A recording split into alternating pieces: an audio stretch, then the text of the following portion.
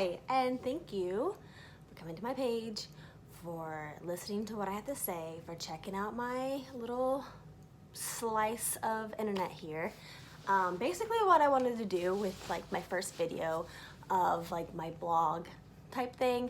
I don't really want it to call it a blog, but more of just like a platform to where I can share a lot of my stuff, a lot of like what I love, a lot of what I'm doing, a lot of my business stuff, just my fashion, my home decor ideas, like everything that I love, I want somewhere that I can share everything. And this like website is going to be that. So I wanted to start off with doing kind of like videos here and there of just whatever topics I want, maybe some topics that other people might want to hear. But what I wanted to start off with is basically who I am, Laura Barnes, and like just like my life story basically. And I'm gonna try to make this short and sweet. I'm not gonna bore you with very long videos of this blog. So basically, I'm from a small town, smack dab in the middle of Illinois, born and raised here. I went to school like 20-30 minutes away at college, but basically I'll just start with like my childhood basically. So I had a happy childhood, very, very happy childhood. I had parents who were there for me, very supportive, very, I guess like they had a really good relationship. Like I never really ever saw my parents fight. I never ever saw them argue. My dad worked a lot, so so my mom could stay home with us.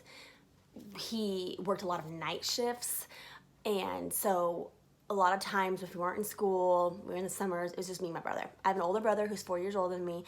That is who I grew up with. He taught me how to be tough. He would beat me up, tease me, and just taught me yeah, I mean, girls out there that have older brothers, you understand, like, you are tough. And, they're your best friend, but at the same time, like, they're your older brother. And so my childhood was very good. I grew up out in the country, just like 5 minutes outside of my hometown. Like, not even, like, you could see, like, right across the railroad tracks was my house. So we lived there for probably from birth to 5th grade. And then we moved into town because me, my brother, and my mom all voted that we wanted to move to town. So we moved into a house right on Main Street in the small town. And I went to a new school in my town. Like, their schools were separated, so I went to a new school for my 5th grade year. Met a whole different kind of people. I still maintained friends at my old school, but it was a completely new thing. And like, I didn't move across cities or across states, but I moved into a different part of town where you went to a different part of school.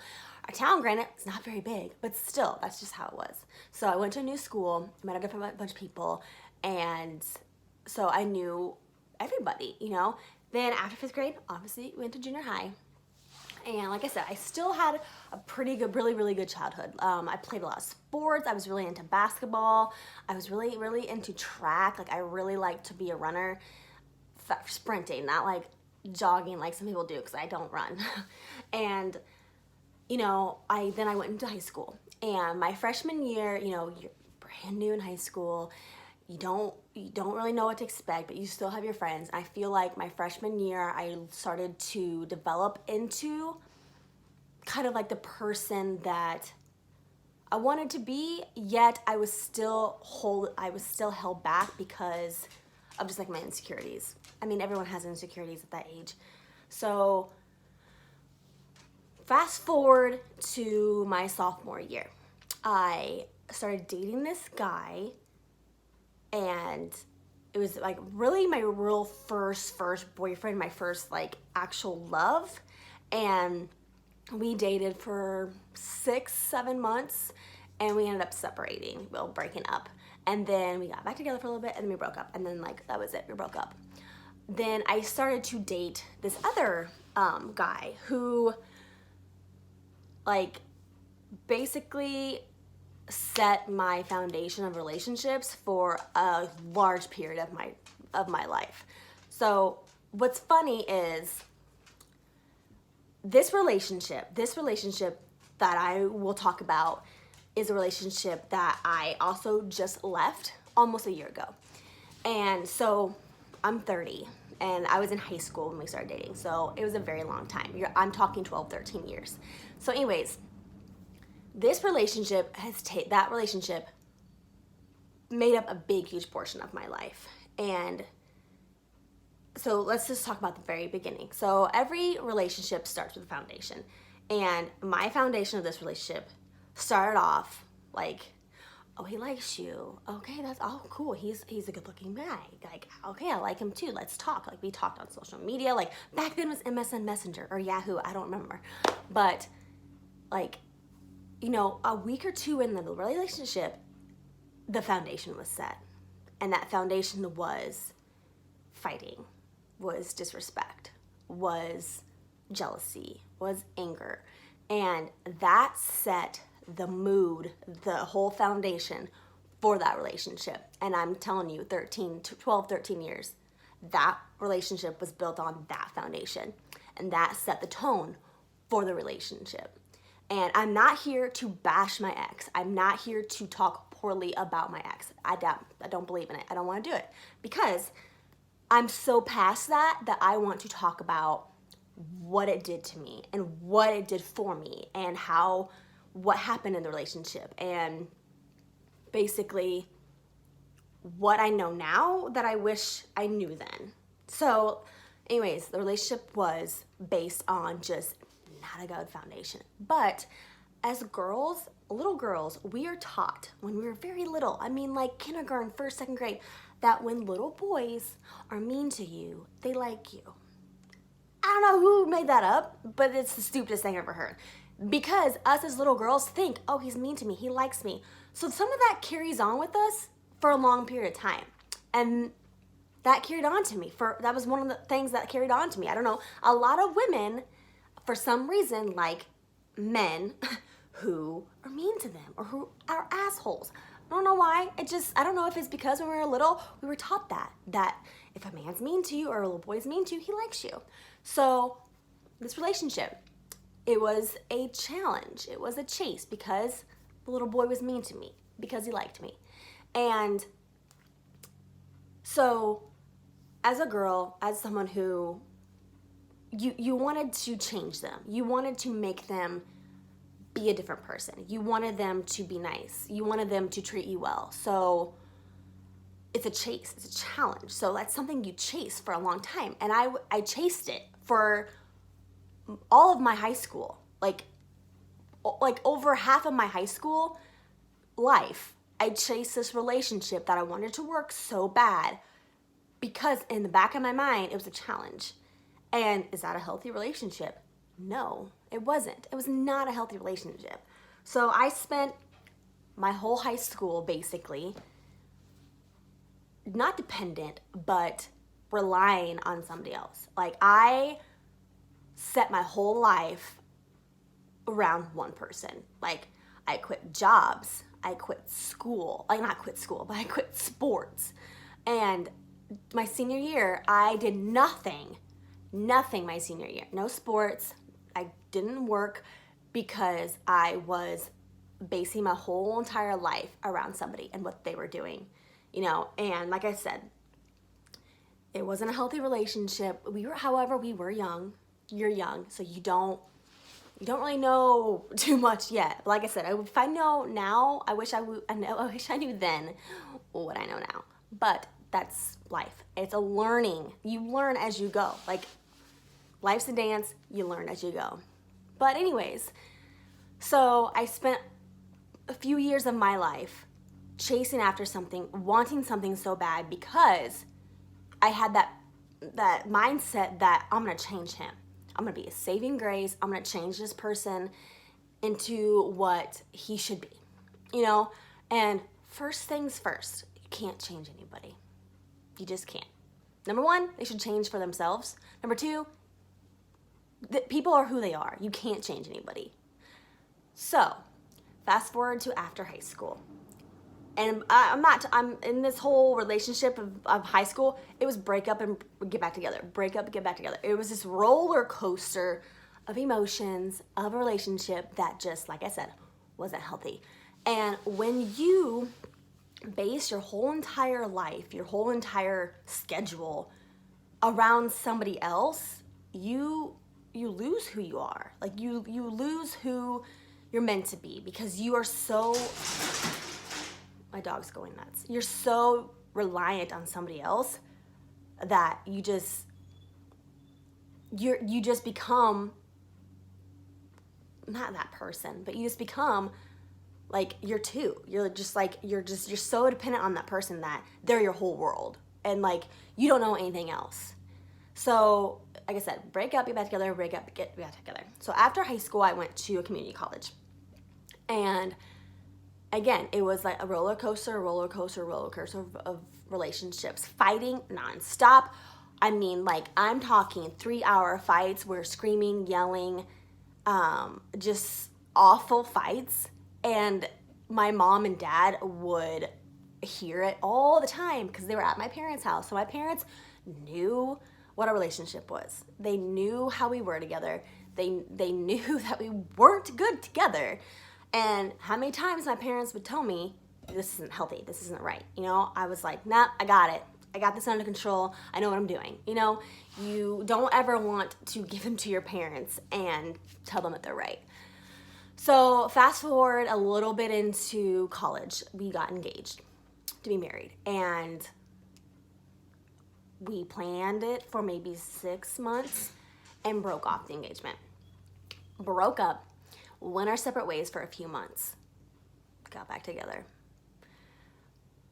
I think we were together a couple weeks, got a huge fight, broke back up. Ended up getting back together for a few months, then breaking up again. And at that point, I had enough. I was like, I gotta get out of this town, I gotta get out of where I'm at, I gotta move on to different things. So I moved to a local town next to us that was a little bit bigger. And I lived there for probably 6-7 months. I got a full-time job. I worked a part-time job, and I also went to school part-time to finish my bachelor's degree. Like I said, I went to a community college. Then I switched to Illinois State University. I transferred there, and my degree was in early childhood education because I wanted to be a teacher. My dream from high school, I mean, even when I was little, every girl wants to be a teacher. But I wanted to be a teacher for so long, and I liked what I did. I liked it. I liked being around children. It was just something that I really liked. So got into ISU, you know, took all the classes, 3-4 years. It got down to the very last semester where, you know, to be a teacher, you got like tests you got to take. You got your basic skills, you got your content, and then you got like your very last test. Well, the basic skills, passed with flying colors. Went fine. Content test, I could not pass. I was a point or two away every single time. I have really bad test anxiety. I don't do good at tests. Like, no. I freak out. I like get all hivey. I get red. I like everything that I've studied goes out the window. Like I get such big anxiety over tests that, you know, I was an A student all throughout ISU. Got A's in every single class in my major. Came down to a test, I just couldn't do it. So I was always a point or two away. So I got really frustrated. I got really discouraged. I was like, this shouldn't be this hard for something I want, you know? So I went to my counselor. I was like, what do I do? How do I still graduate with a bachelor's if I still can't teach? He's like, well, you can do X, Y, Z, and you can still graduate with a bachelor's, and it'll be in early childhood education, but we won't have a teaching degree. And I'm like, okay, fine. I just want my bachelor's. I just want it. I just want to be done. So I took that route, ended up getting my bachelor's. But while I was doing this part-time, while I lived in Bloomington, I, you know, had a full-time job at State Farm. I worked at a restaurant on the side, and I'm still trying to finish my degree. So while this time we were separated, I was fine. Like I was doing great. I was on my own. I was finally on my own. I was finally away from the situation that I knew wasn't right for me, and I felt happier. But a few months continued to go by, and I had a breakdown, freak out moment, and I reached out and went up talking, ended up getting back together.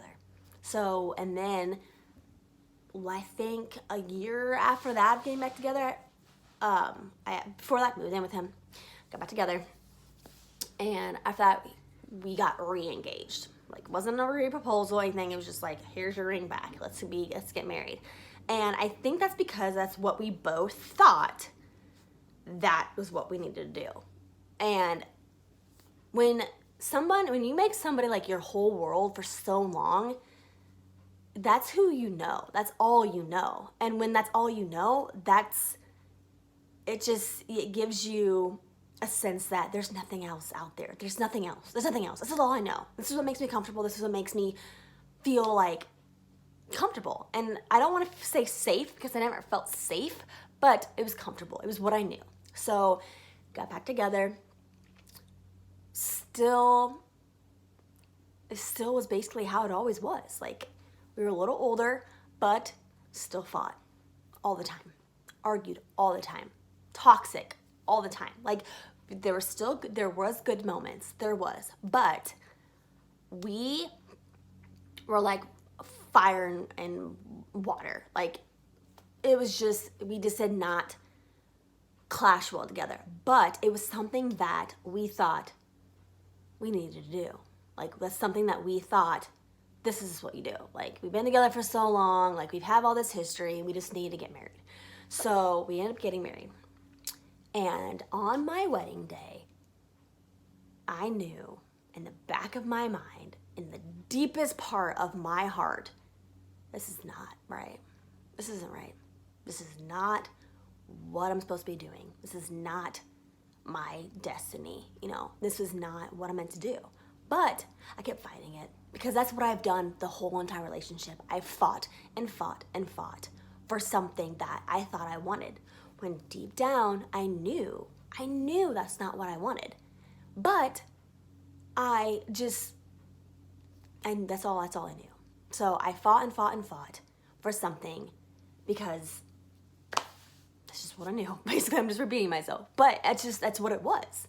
And when you want something so bad and it's not really what you want, it's a fake. It's fake. It's phony, And I lived a fake life for so many years. People would ask me, "Oh, how are you guys doing? How's things?" "Oh, good," But I had a little, I don't know how to say it, but like a little sting. I was almost like, that's not right. I'm lying. Like, I'm totally lying, because I knew deep down in my heart it wasn't good. It wasn't right. But I kept continuing to fight it. And for years of our marriage, I fought it. I fought and fought. I faked and faked and faked. Social media, everything I posted was fake. Like, I was so fake. Like, I lived this fake life. Every night I would all lay down in bed and think, this is not what I want. This is not right. And I struggled with it, but I buried it. I buried it because I'm like, we're together, we're married, we've built this business now, we've done this, I want this, I want kids, I want, all this stuff. But at the end of the day, it wasn't right. And when you know that for so long and you feel that for so long, you become empty. You become numb. I was numb to everything. I was numb to the emotions that I should have had, but I just didn't. And it was about a year. It was in 2016 that, I wanted to try having kids. I was like, I'm ready. I'm 28. I want to have a family. I want children. I want to be a mom. And we had that conversation. And it was like, we're not ready. 5 more years down the road. Okay, well, I had this plan. I had this plan. 28. We are financially stable. We have this. We have that. Why not? Well, it's not. I'm not ready. 5 more years. Well, in 5 years, I'm going to be 33. And what happens in 5 years when you're going to be like, 5 more years? So then I said to myself, if that's not what you want, then why? Why are we in this together? Well, things kind of got twisted around a little bit, and all of a sudden, wanted to have kids. So we tried. And it took about 5 months to get pregnant. First time I got pregnant, I lost the baby. And so that was my first miscarriage. And at that moment, I'm like, it's common. It happens. Happens to a lot of women. Just keep trying.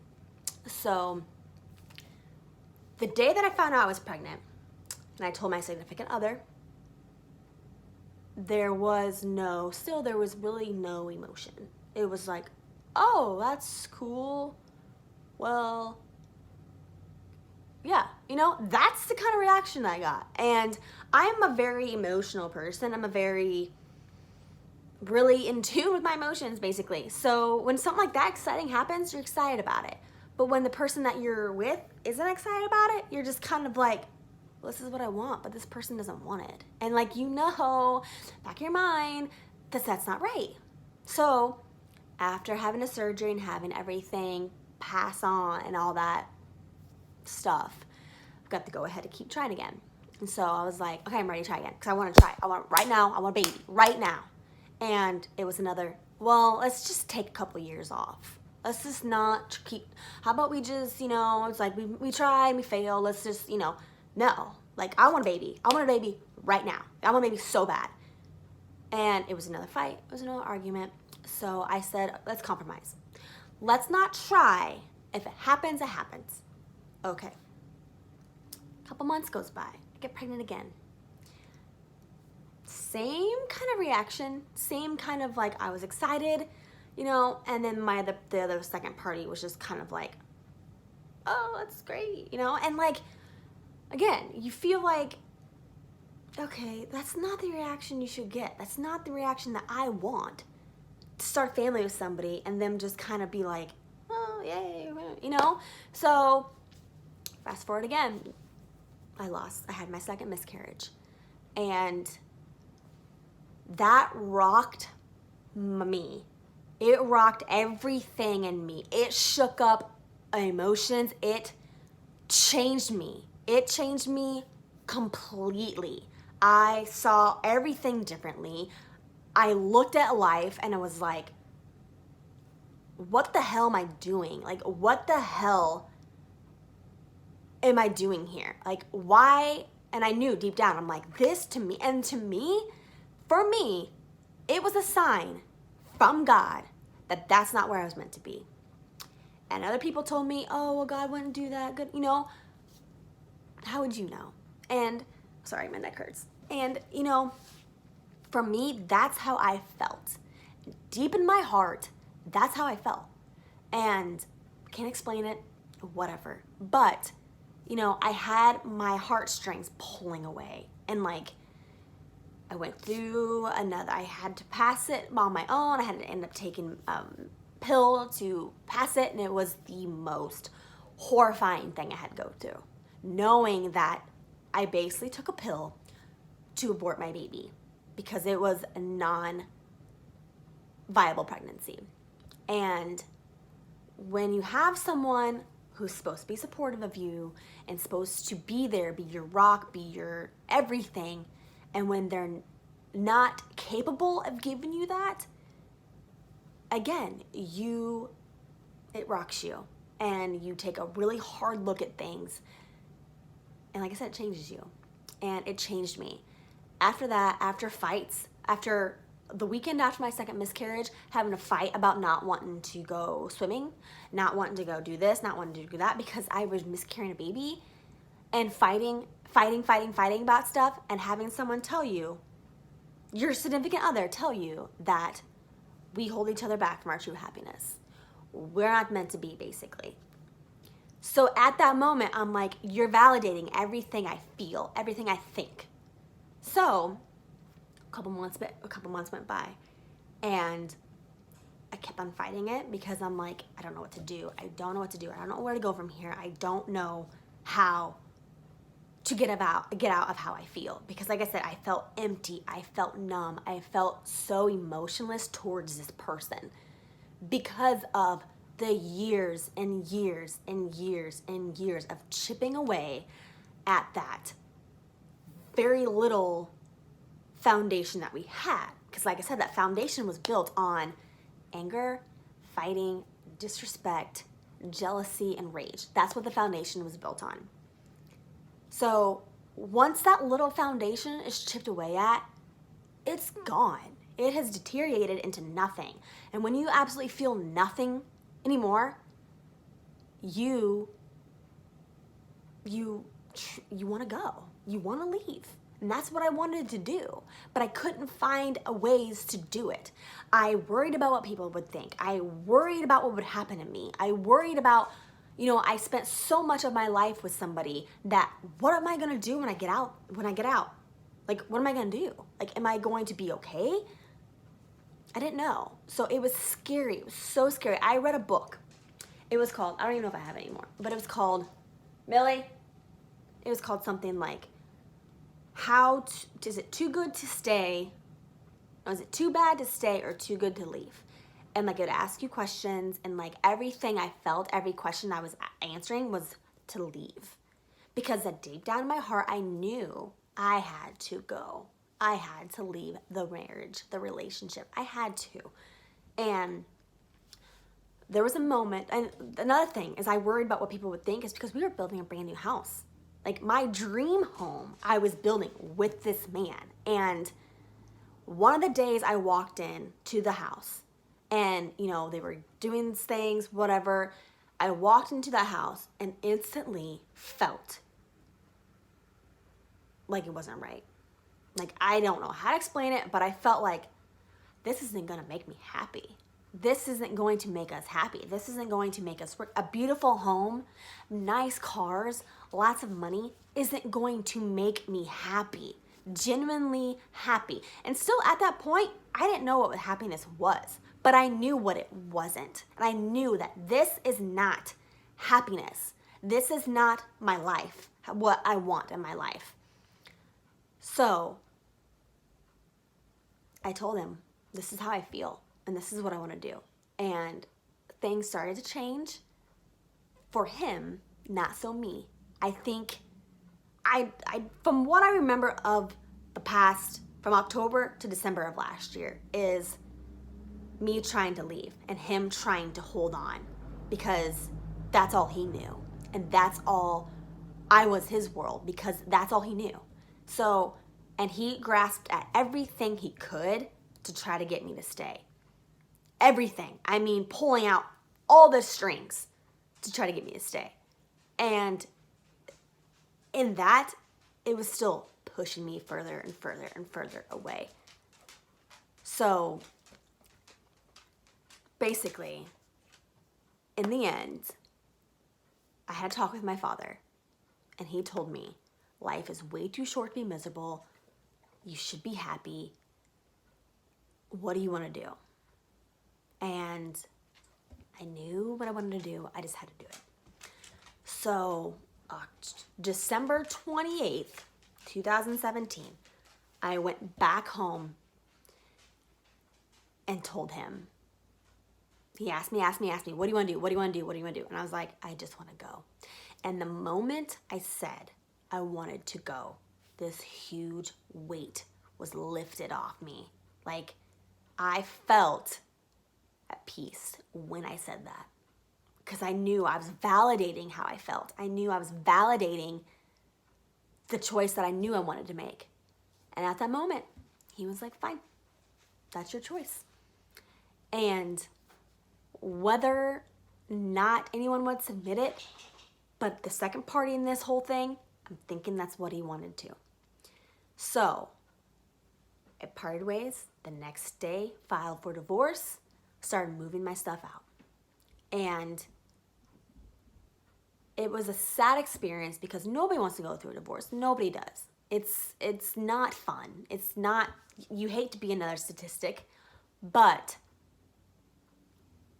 it is what it is. Like, if you do not have mutual respect for each other, if you do not have mutual love for each other, if you do not have that genuine care and genuine, I'm not saying I didn't care for him. I'm not saying I didn't love him, but I didn't know what love was. I had no idea what love was. You know what? You think you do, but you don't. I'll fast forward that in a little bit. But anyways, I cared for him. Yeah, as a friend almost. But that was my life. That was my big turning point in my life. That was the biggest thing. Like, I can't tell you that I had a horrible childhood and that I grew up with parents who drank or parents who fought or parents who divorced. I can't tell you that I was like abused. No, because I wasn't. You know, I had a very happy childhood. I had parents who loved each other and respected each other and didn't fight. So when I got into a relationship that was based around fighting and arguing and being mean to each other, it was just like, it was just so uneasy. Like, I spent my relationship so exhausted, so mentally abused, so mentally just strained that like my took a toll on my health. Like, I did not feel good about myself. So the day that I left, the day that I made that choice for me to go, was the best decision I could have ever made for my life. Because I was getting out of something that wasn't right for me. I was getting out of a toxic relationship. I was getting out from underneath someone who wanted to control every single thing of me. Everything. And I became free after that. It might sound silly, might sound cheesy or corny, but I was free. I was finally free to be my own person and to find out who I was again and to find out who I am, you know? And you spend so much of your life focused on somebody else, you lose yourself. And I did not like the person who I was. I was not liking, I was angry all the time. I resented him. I resented a lot of things, and I didn't have that loving affection and attraction to him like you should in a relationship, because I looked at things and one day I was like, this is the rest of my life.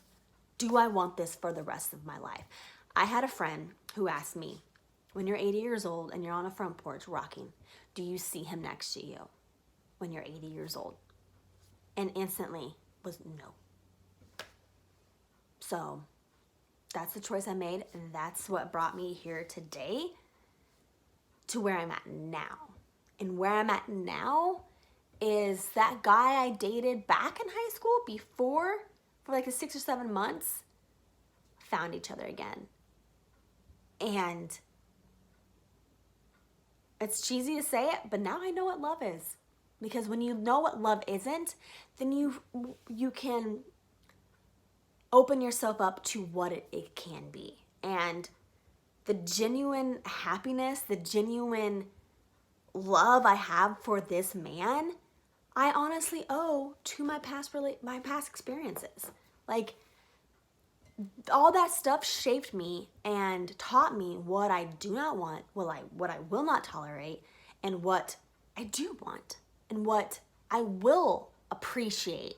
And I appreciate so much more now than I ever did because of what I learned. And when you're with someone who makes you extremely happy, makes you feel so loved, makes you feel beautiful, makes you feel wanted, makes you feel appreciated, makes you feel safe, like unbelievably safe, my heart was like literally healed by somebody who saw me for me, loved me for me, didn't want to change me, didn't want to make me somebody that I wasn't, but genuinely loved me for me, and has felt that way for years because of our first, encounter together when we were younger in high school. And I can say this, that relationship in high school was the best 6 months of relationship when I was younger in that kind of time frame. Oh, sorry, I just shook that. But that's my first love. And that's the moment when I first felt like, this guy treats me right. This guy is sweet. He's kind. But I was also in high school and young and dumb, and I broke up with him. But here we are, 14 years later, in this amazing relationship that it was all meant to be. Somehow, some way, everything was supposed to happen the way that it happened. Everything aligned how it was supposed to align. If we would have stayed together years ago, we might have never made it work. If we would have got together when I was single, 6, 7 years ago, it might have not worked. But we are now at this place in our life that we know what we want, that we're too old for bullshit. Sorry for my language, but we are. There's no need to fight about little bitty stuff. And the 10 months that we've been together, not one single argument. I mean, we've had maybe one like slightly heated discussion about I don't even know what, but like no yelling, no screaming, no name calling, no crying, no bickering, no belittling, no control, no not making me feel like every single thing I do in life is wrong. Like, it feels so right that the moral of this story is if your heart and your gut is telling you something, listen to them. And no matter what bullshit you go through, there is happiness out there. And if you are somebody who is in a relationship to where you know it's not right, you know this isn't the person you want to be with, but maybe you've been together for a while,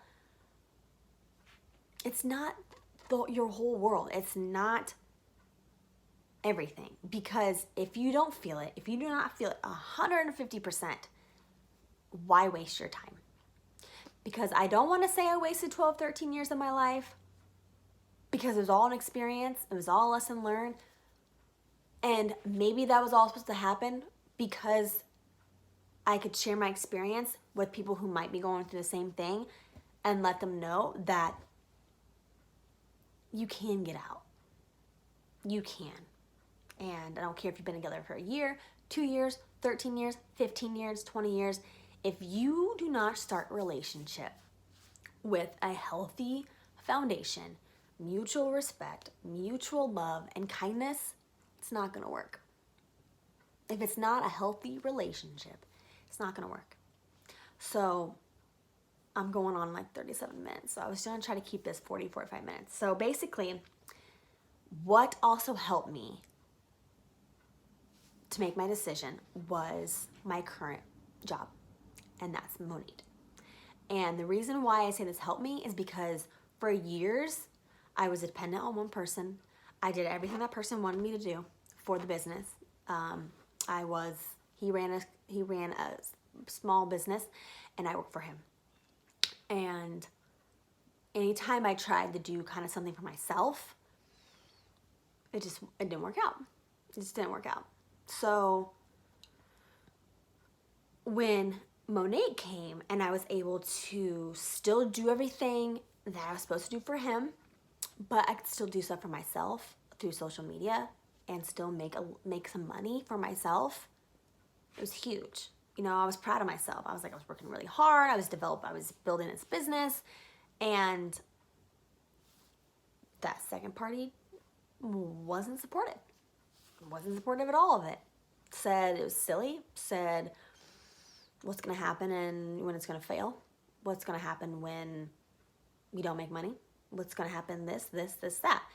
And it really got to me because here's this person that's supposed to be supportive of me. And here I am making really good money at doing something that I like and that it's fun and that I enjoy it. But there was no support. And I reached out to friends. I reached out to a therapist. I talked to a lot of people about, I talked to my upline friend and was like, this is how I feel, but with Monat and how well I'm doing, I feel like I'm having the confidence that I will be okay on my own, because I struggled with that. And I said that earlier. I struggled so much with what's going to happen to me when I leave. Like, am I going to be okay? But with Monat and my job and how well I was doing, I'm like, I'm going to be okay. Like, I will be okay.